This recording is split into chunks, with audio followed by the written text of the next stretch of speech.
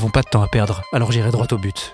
Je m'appelle Lucien, j'ai 33 ans, environ 10 ans de carrière dans la musique, et la désagréable impression que mon métier est en passe de disparaître.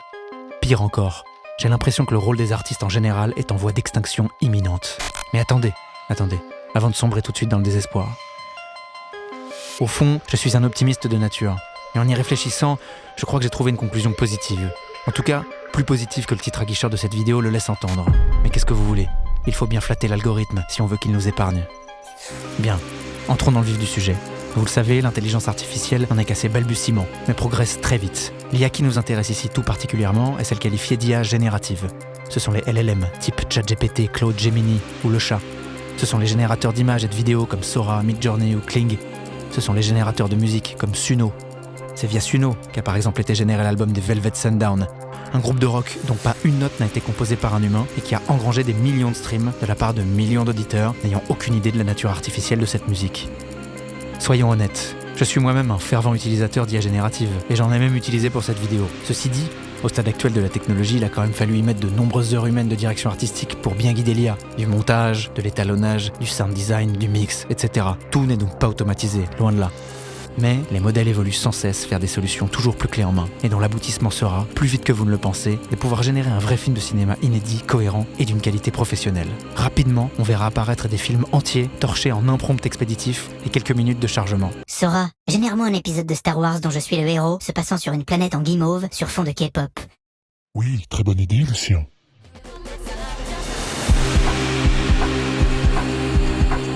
Vous avez bien compris où je voulais en venir, et je suspecte que si vous avez cliqué sur cette vidéo, c'est que vous connaissez déjà le verdict. Comment donc allons-nous exister en tant qu'artistes dans un monde où la machine nous aura complètement dépossédés de ce rôle ? Et ici, par rôle, j'entends plus que simplement métier, gagne-pain, job, j'entends identité. Artiste n'est pas un métier comme les autres. C'est une manière d'être présent au monde, de le restituer au travers de son prisme subjectif et in fine de proposer cette vision au public pour susciter de l'échange, de la réaction, de la réflexion, de l'émotion et parfois même une vocation chez les autres. En bref, tout ça c'est pour créer du lien. Rick Rubin, l'illustre producteur de musique et gourou New Age, estime d'ailleurs que c'est cet apport d'une vision du monde qui fait notre valeur ajoutée irremplaçable en tant qu'humain. Pardon Rick, mais au train où vont les choses, je crains que l'IA ne soit rapidement en mesure de décoder ce qui fait le sel d'un esprit humain, comme l'irrationalité, la folie, la disruption, l'imprévisibilité, la mélancolie, et qu'elle soit capable de les imiter à la perfection. Ça n'engage que moi, mais d'ici quelques années, 2, 3, 5 ans max, je m'attends à voir apparaître des Kurt Cobain et des Stravinsky synthétiques à la pelle, tous plus convaincants les uns que les autres. Et pendant ce temps-là, nous autres humains, artistes ou non, nous resterons là, en pleine crise existentielle, avec l'impression vertigineuse que l'IA va mettre un grand coup de stop au monde tel qu'on l'a connu. Et ici, je vais vous formuler exactement la phrase qui me hante depuis des mois et qui m'a motivé à faire cette vidéo. Comment avoir encore envie de continuer à créer si tout est plié d'avance ? Comment faire face à l'impression que prochainement, le rêve d'une vie, patiemment alimentée, transformée petit à petit en une vraie carrière, à la force du poignet, ne pourra plus constituer un projet de vie ?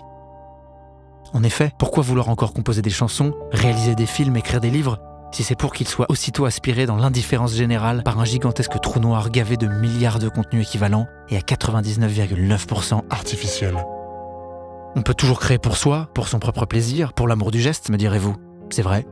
Mais je pense que l'on crée avant tout pour mettre au monde des petits bouts d'œuvre qui n'existent pas encore, qui nous manquent et qu'on fabrique avec soin pour les contempler dans la réalité. Alors, quel besoin de faire ça soi-même si une version artificielle de mon idée peut me devancer en un battement de cils ? Ce serait comme essayer de rire d'une blague dont je connais déjà la chute. Alors, quelle est la solution ? La solution, c'est mourir.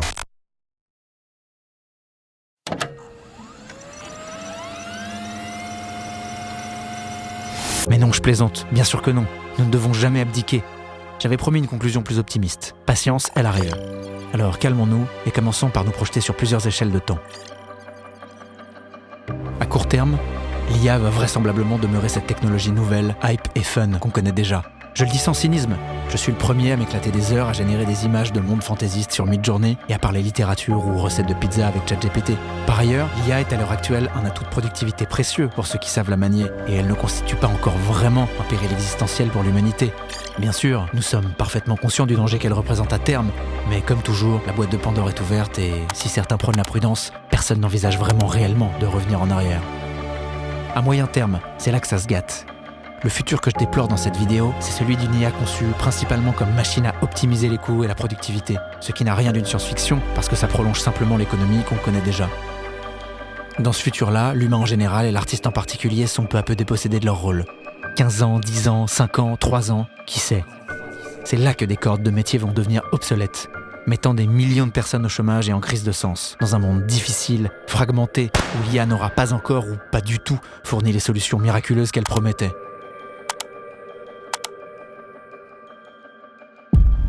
Ok, c'est sombre, mais c'est comme les guerres et les épidémies. Ça a nécessairement une fin. Il faut qu'il y ait une fin.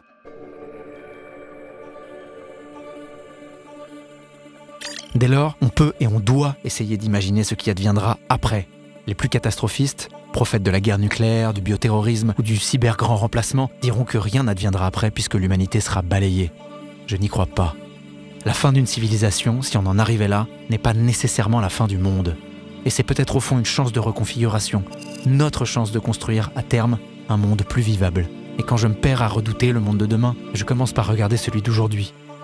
Des blockbusters au rabais, de la marchandisation débridée d'à peu près tout, des épidémies, de la pollution, du terrorisme, des guerres absurdes aux quatre coins du globe. Alors ça pourrait être pire, c'est vrai. Le monde peut toujours aller encore plus loin dans le chaos. On le voit hélas tous les jours et l'histoire nous l'a enseigné plus d'une fois.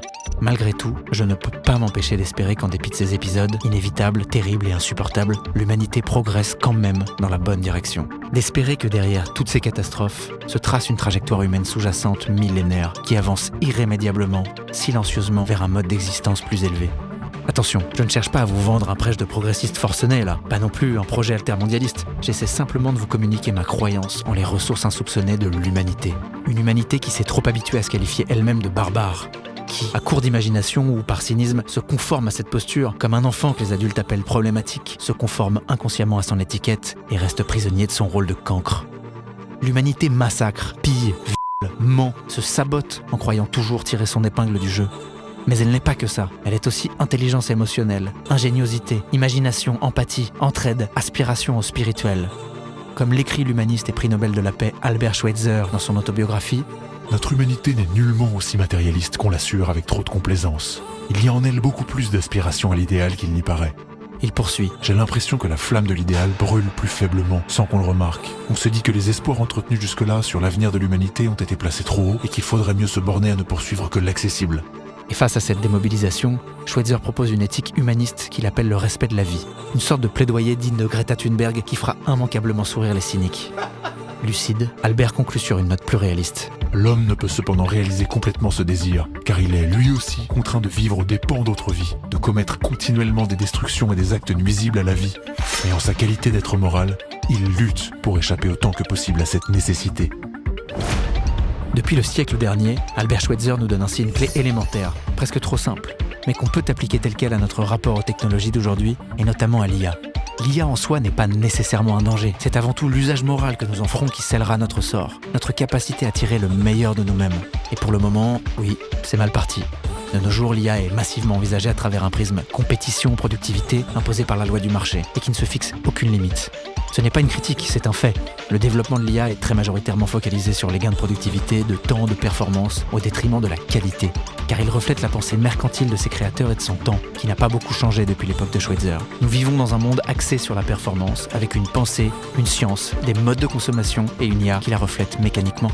Et pour revenir à nous autres artistes, c'est cette même logique, bien ancrée dans nos esprits, qui nous fait remettre en question notre rôle et nous fait craindre de basculer dans l'inutilité. Car qu'on le veuille ou non, nous envisageons notre art adossé à une industrie, à une économie de marché, à une rentabilité.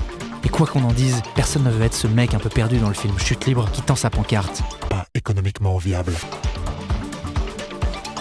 En allant plus en avant dans notre projection, que se passera-t-il lorsque, au bout du chemin, après avoir remplacé tous les emplois, réduit à néant tous nos calculs et finalement vidé le système productiviste de son sens, les conséquences de l'IA nous obligeaient dans un grand renversement à réapprendre à penser le monde autrement, à basculer, faute de choix, d'un prisme focalisé sur la compétition et la performance, vers un prisme plus axé sur la coopération et la créativité, parce qu'on serait enfin forcé de reconnaître que c'est notre imaginaire de l'IA qui est bancal, pas la machine en soi. Si on pousse la logique jusqu'au bout, le système finit par se mordre la queue. On automatise tout, on remplace tout le monde, et on se retrouve avec une machine parfaitement huilée, mais plus grand monde pour y trouver un sens. Alors qu'il existe des alternatives. Des gens bien plus sérieux que moi l'expliquent très bien. Le chercheur Evgeny Morozov, par exemple, raconte qu'il a existé dans les années 60 toute une autre tradition de l'informatique et de la cybernétique, portée par des types comme Warren Brody ou le philosophe soviétique Evald Ilienkov. Leur idée n'était pas de fabriquer des machines qui nous remplacent ou nous augmentent pour produire plus vite, mais au contraire d'utiliser ces technologies pour améliorer l'humain, réveiller nos capacités endormies, affiner notre perception du monde, mieux comprendre les systèmes sociaux, élargir notre conscience écologique, bref, nous rendre plus vivants plutôt que plus rentables. Pour le dire autrement, on peut concevoir l'IA comme une usine ultra efficace qui automatise tout ce qu'on sait déjà faire et qui finit par nous rendre superflus. Ou bien comme un ensemble d'instruments sensibles qui nous aident à mieux voir ce qui nous entoure, à comprendre les systèmes dans lesquels on vit et à créer des formes nouvelles de coopération. La première vision nous conduit tout droit à la compétition généralisée et au chômage de masse. La seconde ouvre, au moins en théorie, la porte à ce fameux prisme coopération-créativité. Et évidemment, cette deuxième voie ne tombera pas du ciel. Elle supposera soit une grande crise, soit des choix politiques profonds. Pas juste une option IA éthique à cocher dans les réglages. Et après cette éventuelle bascule, peut-être qu'en effet, dans ces conditions, il faudra réapprendre à créer pour soi et à partager le fruit de cette création de manière totalement désintéressée.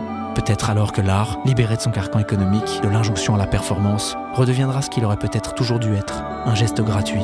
Alors peut-être que là, des enfants en toge joueront de la flûte sur un rocher, à la lueur dorée d'un petit coucher de soleil de printemps, pour le vent, pour les arbres, et que ça sera mieux ainsi.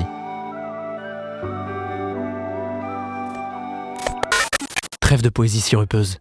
J'irai encore plus loin en me hasardant à une hypothèse dérangeante. Et si au fond, l'art n'était pas essentiel à l'humanité ? Et si nous n'avions pas à pleurer sa confiscation et sa mise à mort par l'IA ? Et si ce qui était essentiel n'était pas l'œuvre, mais ce qu'elle fait circuler, une sorte de vibration intime entre les consciences ? L'art aujourd'hui n'est que le meilleur véhicule dont nous disposons, mais demain, ça sera peut-être autre chose.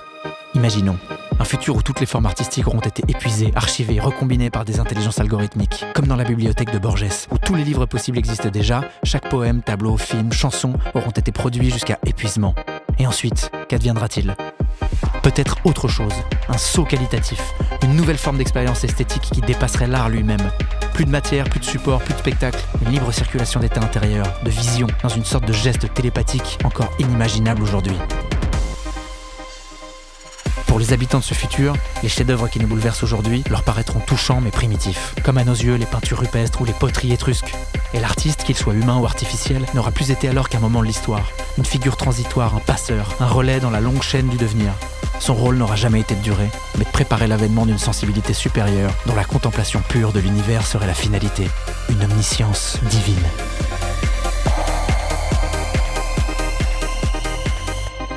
C'est vertigineux et un peu triste. Mais peut-être que ça a toujours été le sens caché de l'art. Non pas durer, mais disparaître en s'accomplissant. Et si c'était ça, la dernière œuvre de l'humanité ?